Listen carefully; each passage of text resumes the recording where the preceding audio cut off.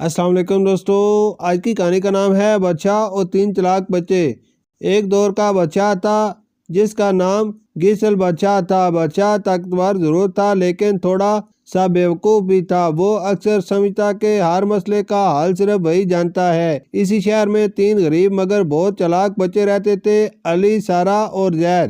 وہ ہمیشہ اپنی عقل اور چلاکی سے مسائل حل کرتے۔ ایک دن بادشاہ نے اعلان کیا، جو بھی میرے لیے سب سے قیمتی چیز لے آئے گا اسے انعام ملے گا۔ سب لوگ سونا، جواہر اور قیمتی خزانے لے کر آئے لیکن بادشاہ کو کوئی خوش نہیں کر سکا۔ تب تینوں بچے آئے، ہاتھ میں صرف کچھ چھوٹے چھوٹے ٹوکریاں لے کر آئے۔ بادشاہ نے حیرانی سے پوچھا، تم لوگ یہ چھوٹی چھوٹی ٹوکریاں لے کر آئے ہو، یہ کیا چیزیں ہیں؟ علی نے کہا، بادشاہ سلامت، یہ ہر کمرے کی صفائی کے لیے محنت ہے تاکہ محل صاف اور خوشبودار رہے۔ سارا نے کہا، یہ ہمارے فوجیوں کے لیے منصوبہ بندی ہے تاکہ دشمنوں سے شہر محفوظ رہے۔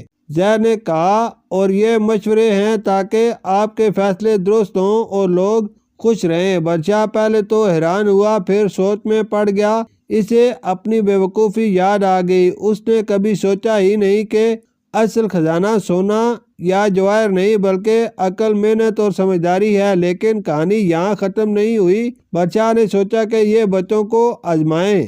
اس نے کہا، اگر تم واقعی عقل اور سمجھداری کے مالک ہو تو ایک چھوٹا سا امتحان دو۔ بچے خوشی خوشی تیار ہو گئے۔ بادشاہ نے 3 چیلنج دیے: محل کی سب سے گندی جگہ تلاش کر کے صاف کرنا، فوج کے لیے ایک مختصر اور ذہین منصوبہ بنانا، ایک مشکل فیصلہ کرنا جس سے سب لوگ خوش ہوں۔ بچے نے یہ سب کام بڑے ہی چلاکی سے انجام دیا۔ محل صاف ہوا، فوج کے لیے بہترین منصوبہ بنایا گیا اور بادشاہ کے مشکل فیصلے نے سب کے مسائل حل کر دیے۔ آخر میں بادشاہ نے کہا، میں نے سونا، جواہر اور شاندار خزانے چاہے لیکن اصل خزانہ یہ عقل، محنت اور سمجھداری ہے، اور تم تینوں نے مجھے سکھا دیا کہ چلاکی اور محنت کی قدر سب سے بڑی چیز ہے۔ بادشاہ کو پہلے لگا کہ وہ سب کچھ جانتا ہے لیکن 3 غریب بچے دکھا گئے کہ عقل اور محنت کی طاقت